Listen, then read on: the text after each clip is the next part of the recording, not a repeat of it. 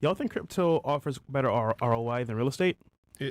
It can, but it's a different tool, right? Like crypto's a tool for your long-term savings account, compounding savings, because a lot of people, right, they don't focus on savings. And with crypto, you're really looking over the course of like 8 to 12 years to try to save up as much as you can, compound as much as you can, get as many coins as you can. That's why I call my channel Cultivate Cryptos, because you're trying to compound the asset that's going to continue like giving you a hedge against inflation long-term.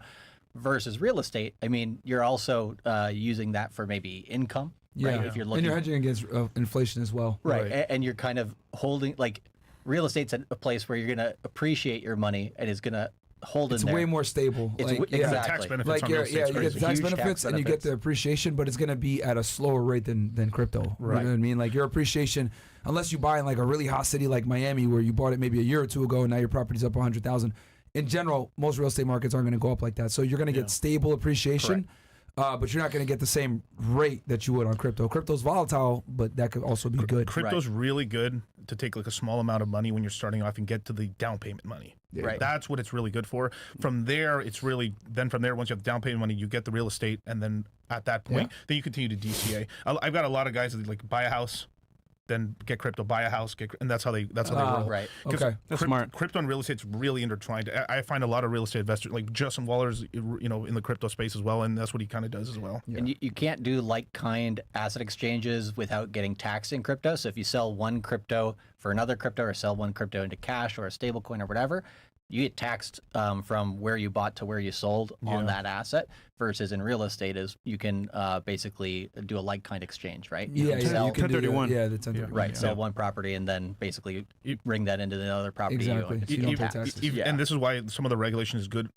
over time, and I think eventually once enough people are in it, they're going to add some tax benefits to it. Like eventually we will have, once it's regulated, we want a 1031 exchange, you know, a 1034 exchange, which and is they'll probably just be like, oh, for at first only for Bitcoin, and then maybe for some other stuff. So you guys see that in the future, yeah, where there's going to be some type of thing where if you cash out but you use that money to purchase another asset, they're not going to penalize you for it. But only the assets they like. Yeah. Because the government which still, will probably be real estate. Which will probably be real estate. So question, are we ever going to see Shiba coin going back up? You know I got Shiba, right? So it's tied to Doge. So if Doge goes, I mean, Doge is going to do good no matter what. As long as Elon doesn't say, I'm done with Doge. Oh, Doge to $1, baby.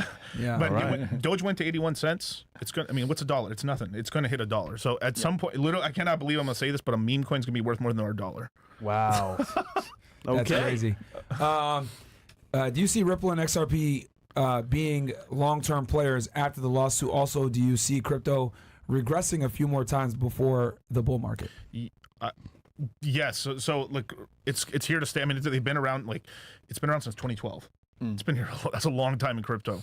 They've been here a long time. But the problem is just it seems like the main company is kind of using XRP and using it kind of for cash flow reasons, and then like because that coin it's pretty much a stable coin, like it doesn't pump too much. Yeah, it doesn't outpace Bitcoin or Ethereum, so until it really does, we don't really recommend people jumping into it. And I think a lot of people will be like, "Oh my God, like he hates Ripple." Like no. Like, I think it's gonna be fine, but it needs to get over some of its regulatory hurdles, and the tokenomics just aren't built right for it to appreciate in price much. So it'll still be around here. Actually, like its best use case is there's a bank in Japan called SBI Japan, and they work a lot with Southeast Asia as well as Korea, and they actually have a board that talks about Ripple in Asia, and they're actually planning to connect like kind of like a SWIFT system within Asia between the Japanese stock market and the Southeast Asian stock market and the Korean one to start off with. So it will have a use case, right? It will actually be used, but because the tokenomics aren't quite right,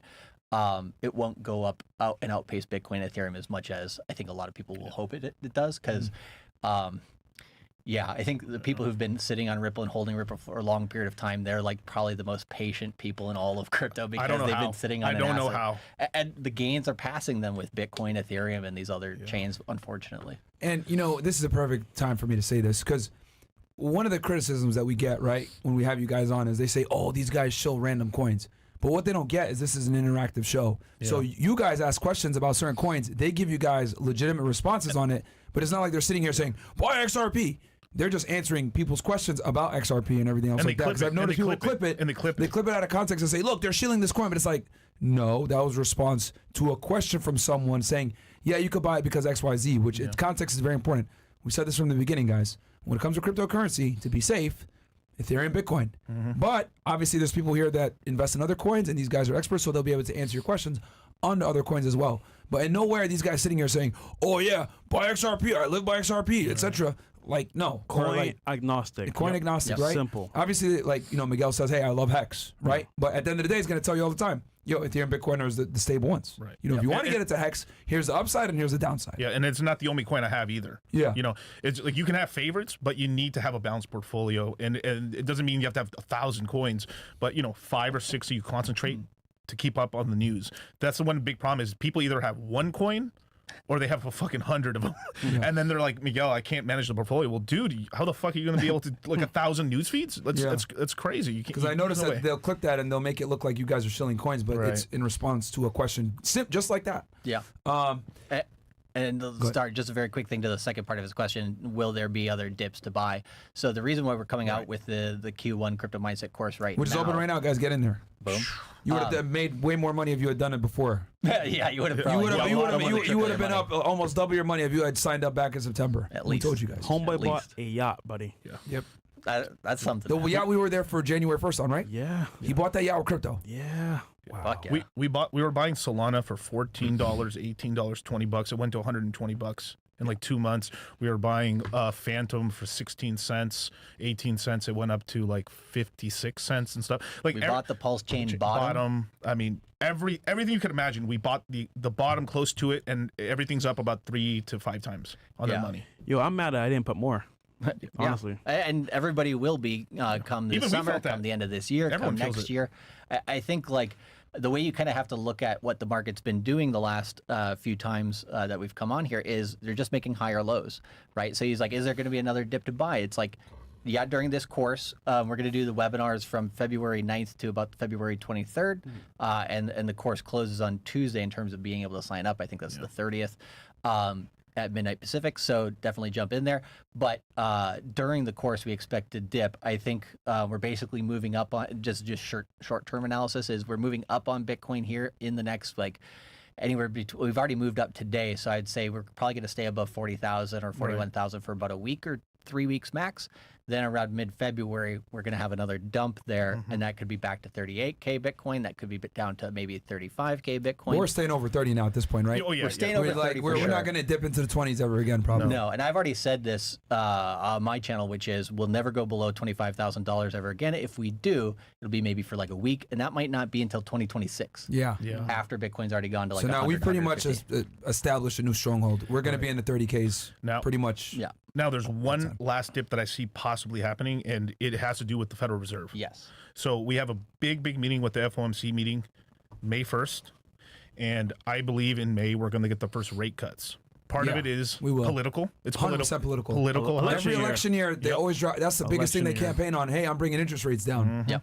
So and we always get a dip. We're going to get somewhere between 25 to 50 basis points, which is like a quarter or 0.5% down on the interest rates, and they're going to continue to lower interest rates from 2024 to 2026, and Jerome Powell has said they're trying to drop the rates down to 2.9%. So that means if you're trying to get a house, 30-year mortgage, you're probably looking at 3.8% on a house. Pretty good. Now, if you're an investor and you really good credit, I mean, that means you're going to be getting like 3.1%. Yeah. And if you buy you buy it to live in. Yeah. If you buy it, you'll probably get the 3 if you live in it, but yeah, as an investor, you might get like 4. So we're going to probably see 3, 5, 4. Halfway through 25, we're going to see a big upswing in real estate. Okay. Real estate is going to be booming again. Yeah. For real. Metro booming. Yeah. Okay, so let's go ahead and hit the phone lines. You said Metro booming. Yes, sir. Well, let's finish some chats first. Oh, chats. Okay. Yeah, we got just a couple left. Okay. Hi, Myron. Have you had any luck contacting Stephen Greer? If not, maybe you could talk with PBD. He had him on his show. Also, thanks for what you do. Yeah, I don't know, man. He doesn't check his Instagram. I don't know how I could contact him. These older guys don't use Instagram, so I got to figure out how to contact them. XRP Soldier goes, I saw BitBoy talking about Hex and Pulse Chain today. What do you guys think about it? Thinking about selling my XRP bags for Pulse Chain. You'd have more volatility, that's for sure. You actually, that's the thing about like Pulse Chain. I also like Chainlink's a good coin as well, but they just don't move a lot. And that's like the big thing with them is they're waiting for this big event. Ripple and Link. Yeah, Chainlink. Yeah, Chainlink. Like both, like with Chainlink and with XRP, they have a Ripple, and then they have like this other. It's like both these coins have like master companies, and these master companies use these coins for cash flow. That means when they unlock coins, let's sell $20 million of it. And what they've done in the past is, let's just say there's $50 million of buying pressure in a month. They'll sell $45 million. So the price it'll go slightly up. It won't go down. They'll just sell just enough to keep it at the same price, and then they're pocketing all their cash, and that's how they're funding them. Like Ripple could actually, like XRP could actually go up if they did this. Every time there's a transaction done with Ripple, you burn a tiny little bit of it. 2, for all the transactions, that little burn goes as a if they added a dividend to it, ROI or something like that, like people would really start staking it, and the price would actually go up and stuff. But the thing is, right now it's not really like it doesn't there's not really much staking with it and stuff like that. So, and they kind of need to start doing deals with other DeFi coins in order so it can be used for like liquidity pools and stuff. So it's sort of like they're just siloed off in their own little corner, and they're not trying to play with anybody else. So they need to start making some deals. Like, hey, let's start some deals. Let's do some collaborations, and I think that would really drive the price up. Okay. Yeah. And Pulse Chain itself, in terms of like he's asking which one's going to do better. I mean, Pulse Chain has I think a more concentrated community focused on the coin, which tends to basically get a lot of liquidity focused on the coin. So a lot of people on Pulse Chain back in December, I think that was where it hit its sentiment low, meaning you had a lot of people being like, Richard Hart's getting sued by the SEC, which he has 11 freaking awesome lawyers to basically back him up on that, which also will be fighting for the rest of crypto. Same with Brad Glaringhouse from Ripple. How's that case going? Have they started any? They just started. It just announced. Literally just started. So some of his top lawyers were the actual head lawyers for the SEC. Okay. So he literally got like the, he literally got like what's his freaking name? Like a top tier like lawyer. I mean, 11 lawyers is pretty heavy duty team and stuff like that. So and ex-SEC people. So what are they trying to sue him for? How much? In terms of basically, they're arguing that he took money from the Pulse Chain. What do you call it? When Pulse Chain launched, it had this thing called a sacrifice phase, which is kind of similar to like an ICO phase, but it's done in a way that's decentralized. So it's not something that they can really go after people with. Ethereum did something similar when it first launched, in terms of a lot of these coins launch and then they say, hey, we're essentially decentralized enough so that now we're not labeled a security after a certain amount of time. That's what Ethereum's done. That's what Bitcoin has done. That's what these other chains have done. So they're going after it, saying, hey, he took money from the thing. But if you look on chain, you can see everything. Right, you can see how much money came in there. You can see what, wallets interacted with what, and he hasn't taken any money out of there yet. Yeah, so they're basically coming after. What they tend, and they did this with different people in crypto, like John McAfee. They actually, he was talking about not paying taxes a while, and they actually got him. Which was unfortunate and really negative. They did the same thing with the kid from DAI. He made this coin, which is a stable coin. So I think they killed him. They killed both of these people. They killed him. And so play around. They killed him. Right, yeah, exactly. For both of them. But it's one of these things where it's like, okay, they go after those types of people, but then also with Ripple and with Hex here, or with Pulse Chain, they're trying to go after the person instead of the chain. They first tried to go after Ripple as a chain. And then in court, they basically said, nope, this is decentralized enough and it's not a security. Yeah. And so they lost there. Then they had to go after the person. So that's about people now. Okay. Right. I mean, basically, you're not a major crypto if you don't have the SEC coming after you. I mean, like they try to go after, they actually try to go after like Bitcoin originally. They're like, okay, nope. Let's go after Ethereum. That's still pending. XRP, Cardano, Polkadot, Solana. I mean, it's like a rite of passage. I guess. I mean, literally, they have to. The SEC has to come after you. Yeah, and it's like them trying to slow down the industry. They can't. They know they can't stop it, right? But they can just slow it down. I had a buddy of mine that got to meet up with Brad Garlinghouse, and he was like, "Oh yeah, welcome to the club, kid." Oh wow. Getting sued because he got personally sued as well, and then won it. Oh, yeah. Wow. Okay. Wow. All right. Let's go ahead and hit the phone lines, guys. We got the first caller on. Let's make it quick so we can fly through as many people and help as many people as possible. This one is from Castleclub. All right. His name is Chris is a bump. 0988, you're up. 0988, you are up. Hey guys. What's up, man? We got you. Yo, what's up, guys? What's your question? So I just had a quick question for Myron to do with like real estate. Sure. So I'm 18 years old, and eventually I'd like to house hack and get an FHA for like a triplex or a fourplex or something. Yeah. But I'm just wondering, since obviously the credit score enough wouldn't be enough, so like what do banks really look for? Because I doubt like they'd be like super willing to give out a loan to just like a 20-year-old who's looking to buy a fourplex. Like, do you need to like prove some kind of job history or like yeah, they're gonna want history, all like, your what else, like but like a good credit score. Yeah, a good credit score helps you with getting a better interest rate. But yeah, they're gonna absolutely look and see that you're employed. They're gonna want your tax returns for the past 2 years. So unless you've been working since you were 16, making a decent amount of money. But I mean, you're 18, so you got some time ahead of you. But yeah, I mean, to plan in the future, they're gonna want 2 years of tax returns. They're gonna want all your financials. If you're an entrepreneur, they're gonna want your profit loss statements, or pay stubs if you're employed. So so you definitely want to have that stuff in line, at least going back 2 years. Some banks are a little bit more flexible. Some banks will take 1 year, but most banks are gonna take 2 years, if not more, especially the big ones. Okay, so right now, like my credit score is at 748, but it's not like I just got it a couple months ago. Yeah, so you need employment, bro. Credit history there. Do you have a job? Like working on the credit score. Do you have a job? Just focus on getting employed. Yeah, I only work at Walmart right now. I'm trying to just find a better job. But so should I just like focus on working hard and making as much money as I can for like the next 2 years and just having a good like a 100%. Because if you try to go now, you might not even get approved for a loan. Because how long you been working at Walmart? Oh yeah, no, there's no way. How long you been working there? I've been working since like 7 months. Yeah, you're gonna need at least another year, bro. So yeah, work another year. Do as much overtime as you can. Show as much income as you can. Have a good amount of money saved, right? If banks really like it when you got $20,000-$30,000. And just make sure that you're good, because what they're gonna do is they're gonna look at your income to debt ratio as well. That's another thing. So like if you don't lease a car, don't put yourself on a loan for anything, like literally like don't have any lines of credit where you're paying something off. Like besides your credit card, of course, but to keep your credit score. But like having a car payment, all that shit, that won't hurt against you, because they always look at debt to income ratio, tax returns, and how much money you're currently earning and how much you have saved. So once you have those factors in line, you'll be fine. All right? Okay. Yo, do you got time for a quick fitness question, or? We got a lot of people on the line, bro. All right, man. Thank you guys so much. I love you guys. Big fan. Keep it up, yeah. All right. Peace. All right, who's up next? Next up, we have 2532. You're up. 2532. You're up. What's up, man? Hey, can y'all hear me? Go ahead, man. We got you. Hit us with a question. Y'all got time for a debate, or do I just skip all that? A debate about what? Hey man, fuck it, man. You sound like you in a rush. Fuck that shit. So Pay $50, bro. Miguel and Charlie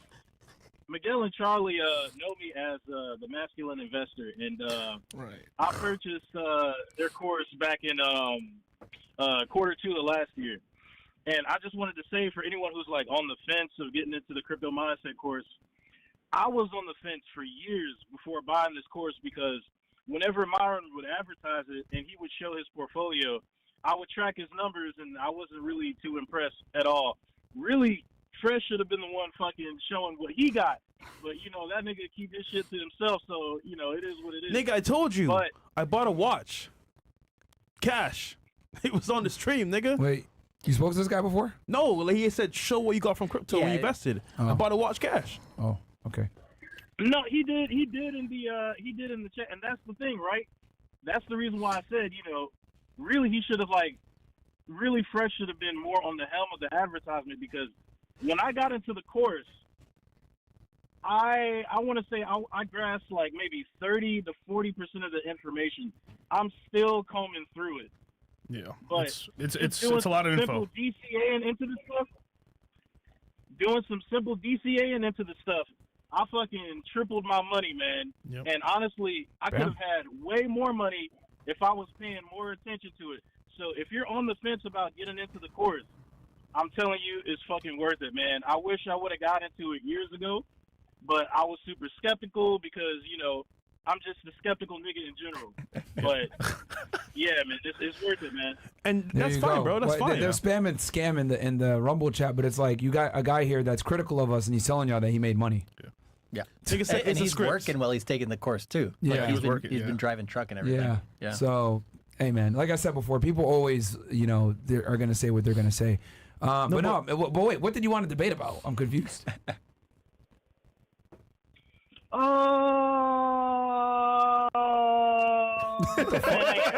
What the heck? All right, man, we'll move on, bro. All right, bro. This nigga, what the hell? Right. All right, bro. I don't know what the fuck.